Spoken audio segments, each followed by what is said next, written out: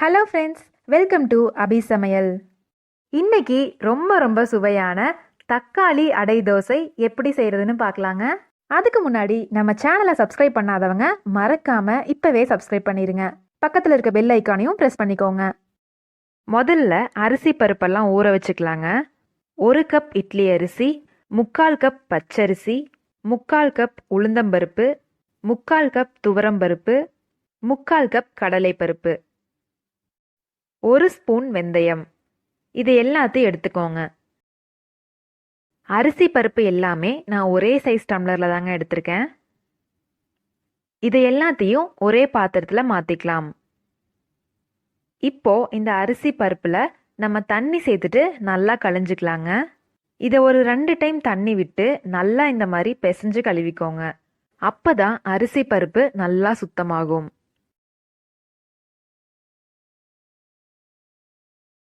இப்போ பாருங்க, 2 டைம் நல்லா கழிஞ்சிட்டேன்.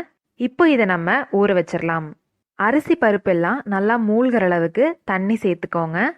இதை மூடி வச்சுட்டு ஒரு 4 மணி நேரம் நல்லா ஊற வச்சுக்கலாங்க. இப்போ பாருங்க, 4 மணி நேரம் ஆயிருக்கு. பருப்பு அரிசியெல்லாம் நல்லா ஊறியிருக்கு. இது கூடவே 6 வரமிளகாய், 1 ஸ்பூன் சீரகம், ஒரு 2 துண்டு கட்டி பெருங்காயம், 3 கொத்து கருவேப்பிலை, இதையும் போட்டு நம்ம கிரைண்டரில் ஆட்டிக்கலாங்க.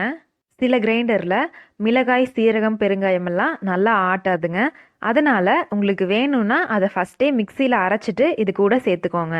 இந்த மாவு ஆட்டுறதுக்கு நீங்கள் தனியாக தண்ணி சேர்க்க தேவையில்லைங்க. நீங்கள் அரிசி பருப்பு ஊற வச்ச தண்ணியிலேயே ஆட்டிக்கலாம். இப்போ பாருங்க, இது 3/4 வாசி ஆட்டியிருக்கு. இப்போ ஒரு 40 சின்ன வெங்காயத்தை உரிச்சு வச்சிருக்கேங்க.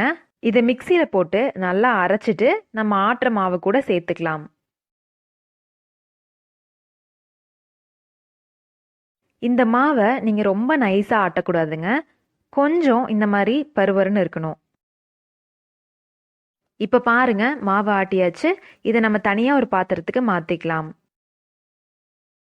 இதில் தேவையான அளவு உப்பு சேர்த்து நல்லா கலந்துக்கோங்க. இப்போ இதை மூடி வச்சிருங்க. ஒரு 4 மணி நேரம் நல்லா ஊறட்டுங்க. இப்போ பாருங்க, 4 மணி நேரம் ஆயிடுச்சு. மாவு கொஞ்சம் புளிச்சு வந்திருக்கு. இதிலிருந்து உங்களுக்கு தேவையான மாவு எடுத்துக்கோங்க. இது கூட 2 தக்காளி பழத்தை நான் அரைச்சி சேர்த்துக்கிறேங்க.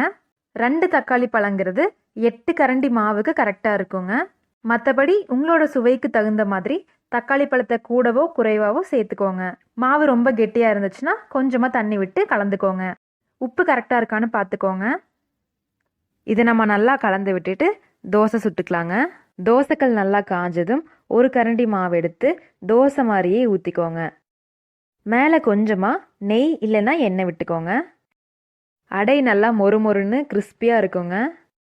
இன்னொரு சைடும் நல்லா வேக வச்சு எடுத்துக்கோங்க. அவ்வளோதாங்க, ரெடி ஆயிடுச்சு ரொம்ப ஹெல்த்தியான அடை தோசை.